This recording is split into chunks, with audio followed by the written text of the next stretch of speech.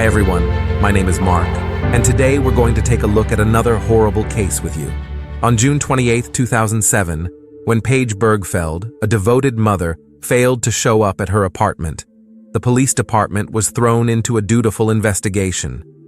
However, they made some discoveries that would not only shock Paige Bergfeld's family, but the entire country. Paige Bergfeld was born on April 27, 1973, in Atlanta, Georgia, to Frank Bergfeld and Suzanne Bergfeld. She had just one sibling, Craig Bergfeld. Paige had grown up in Atlanta before moving to Colorado. She got married to her first love and high school crush, Howard Ron Beegler, in 1995. However, their rosy relationship ended when both parties disagreed about starting a family. Paige was ready to become a mother, but Howard Beegler was not interested in having children. After the divorce, Paige moved on and married Rob Dixon, an up-and-doing businessman, in 1998. He gave Paige a very intense marriage. Their 10-year union produced 3 children, Jess, Taft, and Cole. June 28, 2007, was the last day Paige Bergfeld was ever seen by everyone who loved her. Paige Bergfeld had spent part of the afternoon with her ex-husband, Howard Beegler. The two had started dating again 2 months before her sudden disappearance. After their picnic, Paige and Beegler went their separate ways, and around 9 p.m. that day, Beegler confirmed that he had put a call through to Paige to check up on her. Paige had told him that she was on her way to her apartment and she would text him once she got home. But that never happened. After not hearing from Paige the whole day, Beegler called her phone and it went straight into voicemail. That fueled Beegler's fear, as it meant that Paige's phone was either switched off or unreachable. He decided to visit Paige at her apartment on the 3rd day after their date. Beegler got the shock of his life when Paige's live-in nanny told him that Paige had not returned home for 3 days. Beegler immediately alerted Paige's parents and the police, and that kicked off one of the most terrifying investigations you might ever hear of. Paige Bergfeld's parents, Frank and Suzanne, were distraught when their beloved daughter disappeared. They were one of the major reasons the police believed that there was something fishy about Paige's disappearance. Frank Bergfeld described Paige as a living mother. She was devoted as they came. Paige would never abandon her kids. Frank was confident that if Paige's legs and arms were broken, she would crawl with her elbows just to see her kids. She loved being around her children that much. Everyone close to Paige Bergfeld knew that her children were her biggest priority.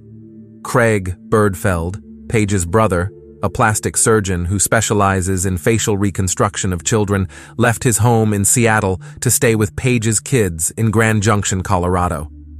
He and his wife, Claire, knew that the most important thing to Paige was her children, and their safety and well-being had to come first.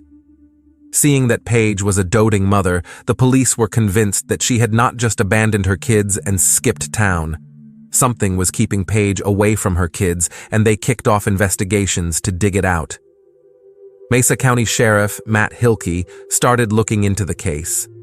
As one would expect, when a person goes missing, the closest people to him or her and the last people to see the victim are usually the first set of people to be investigated. So, Howard Beegler was invited by the police. Beegler was the last person to see Paige before she disappeared. But could he have harmed Paige? In an interview, Paige's father confirmed that Ron Beegler was Paige's biggest love. Paige and Ron had been madly in love with each other since high school. They had found one another again after their separation over 10 years ago, and he was sure that Beegler would never harm his daughter. The investigation led to a much deeper discovery: Paige's love life. Paige had another man in her life, one that raised a lot of concern. Paige Bergfeld remarried in 1998. She met Rob Dixon in 1997. He had a jolly personality at that time, and so Saige easily fell for him. Her father described their brief relationship before marriage as a whirlwind. Rob Dixon was doing very well in his business and had a good amount of wealth. However, after their marriage, Rob Dixon became reckless. He had extravagant taste and had an eye for bad investments. He invested millions of dollars in bad investments. A good few years later, he had lost almost everything. Paige made an effort in helping with their finances by starting a small preschool dance she named Brain Dance. She also started selling kitchen appliances at home for a company called The Pampered Chef. But Rob was spending money faster than Paige was making it. This brought tension into their marriage. Frank Bergfeld shared how Rob's personality was unpredictable. He saw him as a good rib and has Rob. Sometimes he could be cheerful, friendly, and bubbly, but there were times he was mean, condescending, irritable, and short-tempered. During times like that, it was always hard being around him. He described being around bad Rob as walking on eggshells. This revelation made Rob Dixon even more important in the police's investigation. Before Paige divorced Rib Dixon, she had reported a case of threat to the police. At the end of October 2004, Paige called 911 to report her husband. She claimed that she was having a fight with Rob, and then he asked the kids to stay with him. He then promised her that she would return to find that he had murdered the children. By the time the police and the local media arrived at the Dixon apartment, the issue had been sorted, so no charges were filed. However, a year later, Paige Bergfeld reported another disturbing incident to 911. She and Rob fought, and he pushed her to the ground while she was carrying their baby, and still went ahead to punch her in the stomach. The police arrested Rob this time, but he was released after he completed a course in anger management. The Mesa County Sheriff's Office questioned Rob Dixon. Rob Dixon claimed that he was in Philadelphia on the day Paige Bergfeld disappeared.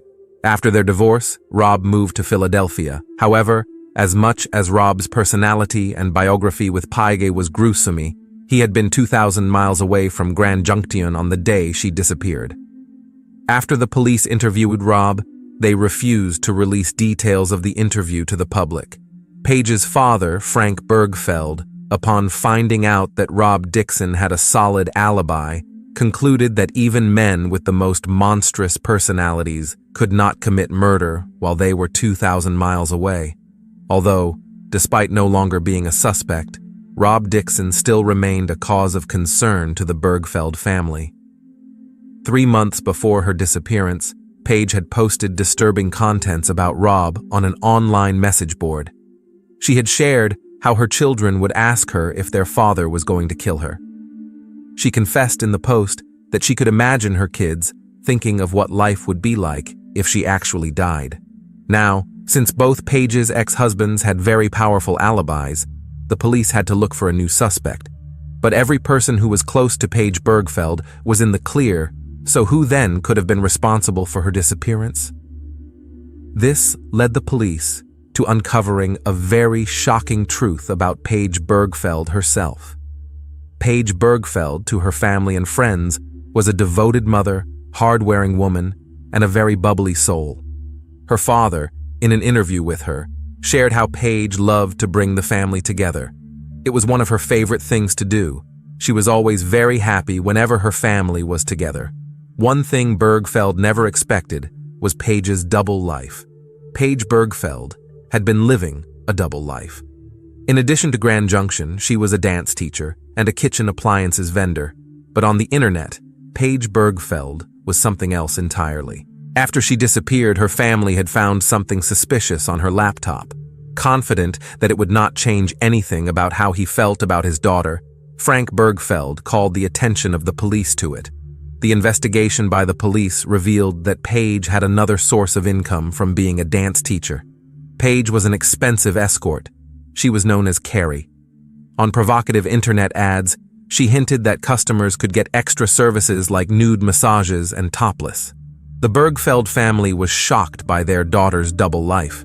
Paige's sister-in-law, Carrie Bergfeld, confessed that it was an absolute shock finding out about Paige's other job some days after she went missing. It was unexpected that Paige worked as an escort, but her family seemed to know exactly why she did it. Paige, as always, was driven by her love for her children. Her father, Frank Bergfeld, believed that Paige had chosen that path because of her family. After the divorce, she had taken on a huge responsibility. She was the breadwinner and the sole provider of her family. It was not easy taking of 3 children, and Paige was obsessed with giving her kids the best. However, the extent to which she went was the last thing Frank Bergfeld and Susanna Bergfeld expected. In an interview, Frank Bergfeld admitted that he wished Paige had opened up. He would have happily intervened and counseled his child on the dangers of the path she had chosen. Frank believed Paige's job was not totally moral. Although Paige's parents were righteously shocked by their daughter's secret profession, one thing that would never change was their deep love and pride for Paige. Craig Bergfeld was also confident that Paige had chosen her profession because of her kids. Paige was neck-deep in debt. It was not cheap putting clothes on the back of 3 kids, and on top of that, she had to pay the mortgage. Craig had always found it hard to believe that the little dance school and selling kitchen appliances was lucrative enough to pay off a monthly mortgage of $6,000. Although he had never called anybody's attention to it, he suspected Paige was into something else. However, he had not imagined she would be an escort. Paige's ex-husband had filed for bankruptcy immediately after the divorce. Craig had thought that his sister would be unable to pay the mortgage after a couple of months, as it was a huge amount of money. But Paige succeeded in buying her first home. Craig's wife, Callie, admitted that she had found it very hard to accept that Paige had purchased her first home with her 2 jobs. In an interview, she confessed that she had confronted Paige about it. She shared how she outrightly asked Paige if she had another thing she was doing aside from teaching dance and selling kitchen equipment. Paige confessed to her sister-in-law that she was a stripper. A few years before Paige got married, she had been living in Denver. When she was 21, she stripped at the Mile High Saloon. While she was a stripper, she made around $400,000 per month. Paige told Callie that she stopped when she got married. But apparently, she had not totally left that industry. In the interview, Callie was convinced that Paige drew her inspiration to become an escort from her experience as a stripper. The Mesa County prosecutor, D.A. Pete Hautzinger, confessed that he had never encountered a case like Paige's, even though he had been a prosecutor for 20 years.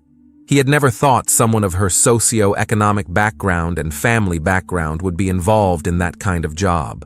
Hautzinger admitted that Paige Bergfeld looked exactly like what a responsible and doting mother should be, so it was a huge shock that she lived a double life. Paige's double life set a deeper investigation on motion. Paige's parents knew that the new discovery was going to be very instrumental in finding out what truly happened to Paige. However, as much as the Bergfeld family wanted a form of closure, they were not sure if they really wanted to know the truth. Craig Bergfeld had shared his fear after a concerned Grand Junction resident, Connie Fluke, organized a search team to find Paige Bergfeld. Fluke had made up her mind to cover Mesa County and fish out Paige. Mesa County Sheriff confessed that Mesa County was a very big place, stretching at over 5,000 miles, with a lot of canyons and woods. There were tons of places to hide a person. However, Connie Fluke was determined. She came up with a strategy to divide and conquer. Each day, she divided the county into manageable, searchable units that can be covered by walking. Fluke had been very helpful to the case. The Bergfeld family admitted that her efforts brought a ray of hope to their minds. Fluke explained in an interview that she was thrilled by the support she got from the people. On the day the search kicked off, she arrived at the venue at 6:15 to set up, and people started arriving by 6:30. They were literally jumping all over her, asking her to assign them to search groups. The efforts of Fluke's search team were promising. However, the success it could bring scared the Bergfeld family. Craig Bergfeld confessed that he was not ready to find out what had happened to his sister. It was not easy for him to hold on to the thought that she was still alive, but the police had an inclination that Paige Bergfeld was never coming back. The reason? They had not figured out yet, but they knew it had something to do with Paige's secret job.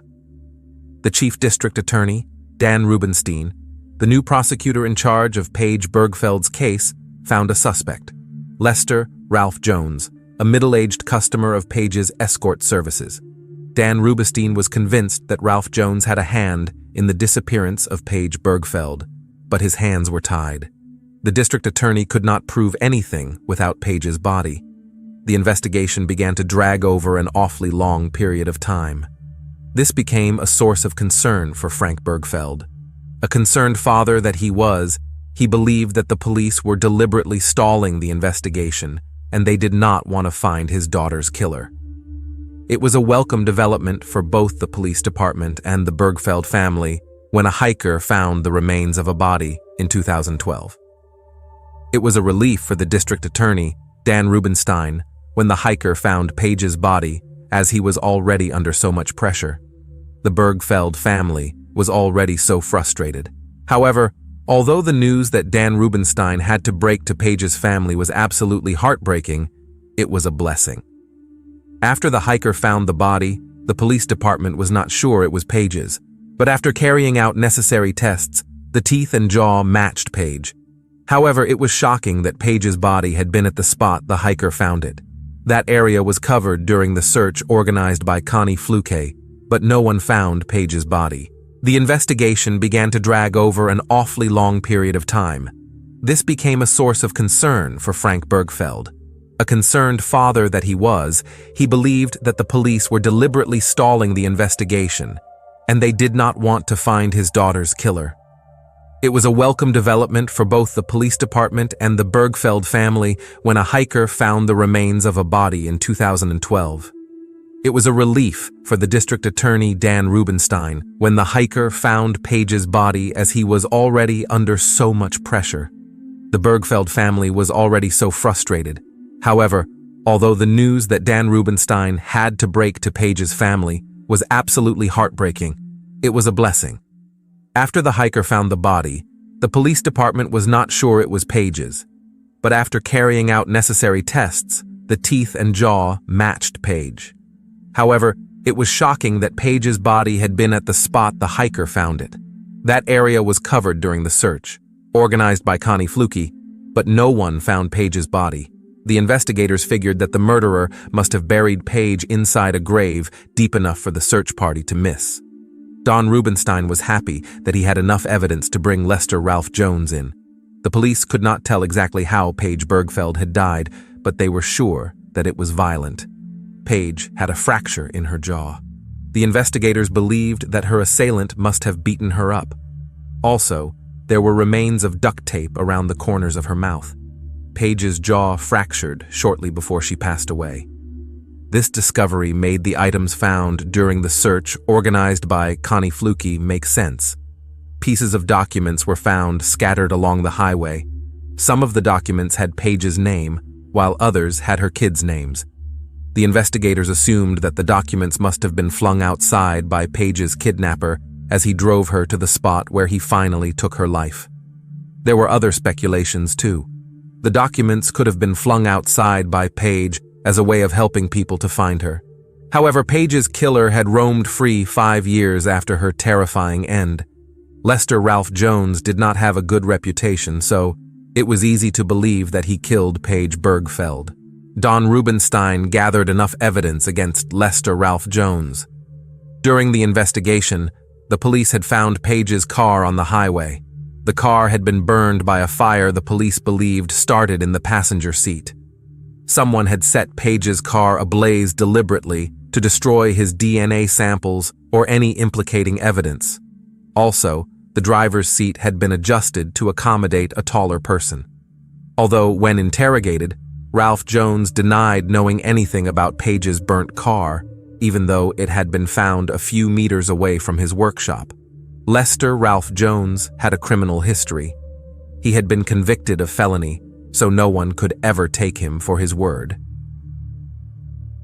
Another daunting piece of evidence was found against Ralph Jones. He had called Paige Bergfeld with a burner phone on the day she disappeared. Ralph Jones denied buying the phone, even though there was a CCTV recording of him purchasing the phone. Ralph Jones was a regular at Paige Escorting Services. However, Paige did not know he was a cold-blooded murderer.